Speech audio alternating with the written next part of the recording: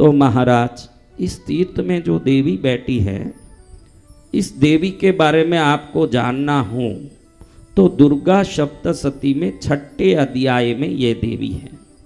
क्या महाराज ये दुर्गा सप्तशती की 6ठे अध्याय की देवी इतनी बड़ी देवी कैसे हो गई? इस कहानी को सुनोगे तो आश्चर्य में आ जाओगे।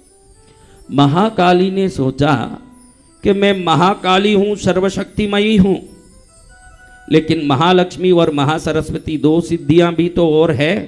यही बात लक्ष्मी और सरस्वती ने भी सोचा। लक्ष्मी ने सोचा कि मैं परम समृद्धमय श्रीमकार बीज की शक्ति हूं, लेकिन मेरे अलावा महाकाली और सरस्वती भी तो है। सरस्वती ने यही सोचा, मैं ब्रह्माणी, ब्रह्म पत्नी, ब्रह्म विद्या सिद्धि प्रदायिनी, अहिंकार बीज, वाग बीज की शक्ति हूं, लेकिन मेरे अलावा काली और लक्ष्मी भी तो है।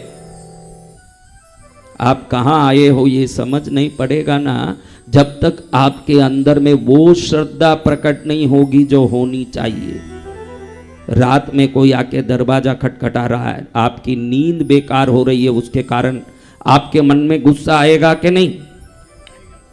आएगा। लेकिन आपको मालूम पड़ गया कि जब खोला दरवाजा तो जो आया है वो 10 किलो सोना आपके लिए लाया है, अब कैसा गुस्सा आएगा महाराज?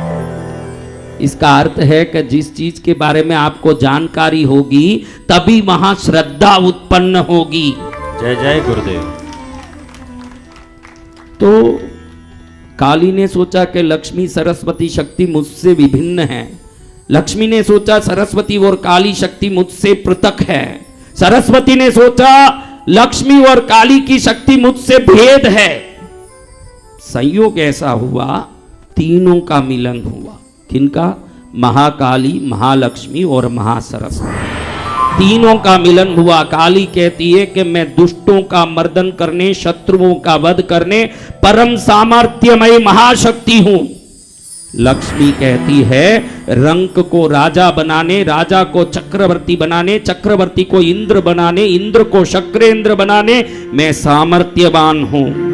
सरस्वती कहती है मैं गूंगे को बुलवाने और बोले हुए को कालिदास बनाने की सामर्थ्यवान हूं। तो काली ने मन से निकाला अपनी बात के भले ही हैं, लेकिन हम तीनों अलग अलग हैं, शक्ति तो अलग अलग है। तब जाके काली ने कहा कि हम तीनों एक हो जाएं। जो अभी महाराष्ट्र में युति बनी ने इलेक्शन में कैसे जीता देवेंद्र फडणवीस, देखा ना? युक्ति बनाओगे जीवन में तो सदा युक्ति के बाद सुखी हो जाओगे। जय जय गुरुदेव। काली ने, लक्ष्मी ने, सरस्वती ने युक्ति बनाई। तीनों ने कहा कि अपनी शक्ति को निकाल के एक शक्ति बनाते हैं। 3 शक्ति मिले, एक शक्ति बने। काली ने अपने शरीर की संपूर्ण ऊर्जा, अनिमादि अष्ट सिद्धियां, ताकत, बल और पराक्रम को निकाला, जो एक ज्योति के रूप में प्रकट होके बाहर निकली। लक्ष्मी ने अपनी समृद्धि देने की ताकत, धन देने की ताकत और परम सामर्थ्य को बाहर निकाला। वो ज्योति इस ज्योति में जाके विलीन हुई।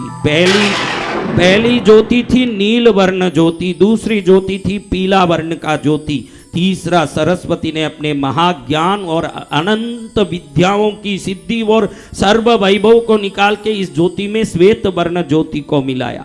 ये तीनों ज्योतियां एक बनी जाकर के वो ज्योति हाथ में पाश, काली का चिन्ह, अंकुश सरस्वती का चिन्ह, कमल लक्ष्मी का चिन्ह और फल तीनों का मिलाया फलदायी चिन्ह, ये चारों चिन्ह लेके खड़ी हुई। तीनों प्रसन्न हो गई शक्ति के हम तीनों की शक्ति एक हो गई।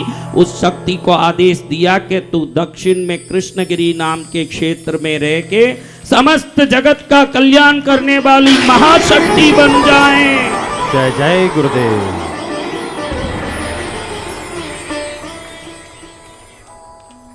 जब आकाश से निकली ये शक्ति चारों तरफ पहाड़ियों को ढूंढते हुए यहाँ आके स्थापित हुई। ये महाकाली, महालक्ष्मी, महासरस्वती मई ये दिव्य शक्ति यहाँ स्थापित हो गई।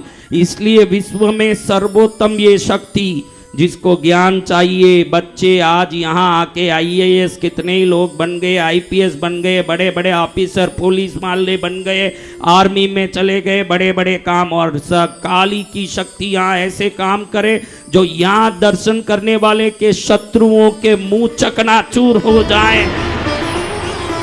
और लक्ष्मी की शक्ति ऐसी करती है काम के बोलने की जरूरत नहीं। कल एक आदमी बोल रहा था कि नवरात्रि में जब मैं आया तो मेरे टिकट के ठिकाने नहीं थे। कल आपने सुना ना, किसने सुना? नवरात्रि में जब मैं आया मेरा टिकट का ठिकाना नहीं। 2 महीना भी नहीं हुआ, अक्टूबर 30 को यहां से गया, दिसंबर 30 तो आज आ रहा। अब मेरे घर में कोई चीज की कमी नहीं है। जय हो, जय हो। कैसे कह रहा वो? क्या उसको मैंने कोई ताबीज दिया? नहीं। उसको कोई यंत्र दे दिया? नहीं। माँ जगदम्बा पराशक्ति किसी भी तांत्रिक, ज्योतिष, यंत्र, मंत्र, ताबीज देने वाले पर भरोसा मत करो। भगवती कृष्णगिरी वाली पद्मावती इतनी जागृत है, श्रद्धा से कृष्णगिरी वाली। जय हो, जय हो, जय जय माँ। आमा आ तुझे दिल ने पुकारा, आमा आ तुझे दिल ने पुकारा, दिल ने पुकारा मैया तू है सहारा, दिल ने पुकारा मैया तू है सहारा। आमा आ तुझे दिल ने पुकारा, आमा आ तुझे दिल ने पुकारा। आली हाथ ऊपर, हाथ ऊपर।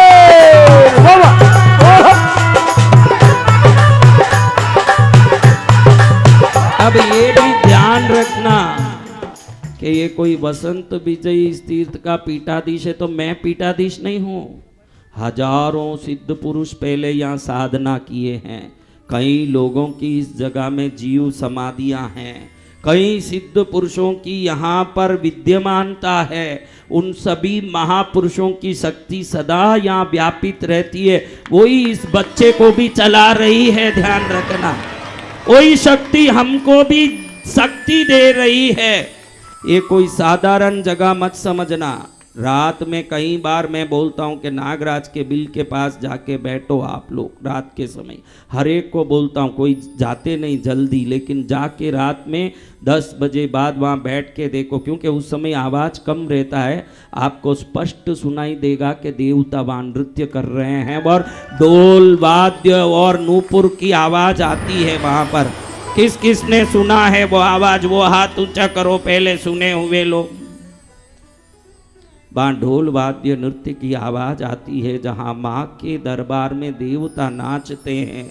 ऐसे परम पावन स्थान में आ गए। राजा बन के बड़ा गिफ्ट लेना है कि भिखारी बन के बासी रोटी लेनी है मेरे बच्चों? राजा बनकर बड़ा गिफ्ट लेना है।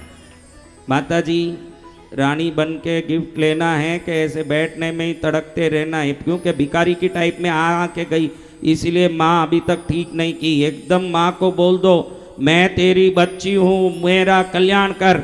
आज शाम में ऐसी बैठोगी कि ताकत वाली हवन में बैठने में आराम आएगी। आज शाम में ये माता जी कैसी बैठती है आप लोग देख लेना, यहाँ की शक्ति मालूम पड़ जाए। बोल साचे दरबार की ताकत मालूम पड़ जाए माँ की। अब इस माँ के सिर पर 3 फना नाग है। क्या है? 3 फना नाग। ये नाग किस लिए? दुश्मनों को डराने के लिए। और उस फना के ऊपर मणियां रखी हुई है। क्या रखी हुई है? मणियां। उस मणियों से निकलने वाली रोशनी हजारों योजन तक प्रकाश देती है। दुश्मन आते हैं तो डराने वाले यही नाग, भक्त आते हैं तो अपनी मणियों से ऐसी प्रकाश देते हैं, अंधेरे में जीवन में भटका हुआ व्यक्ति को प्रकाश मिल जाता है। जय हो। उसके जीवन में प्रकाश ही प्रकाश हो जाता है।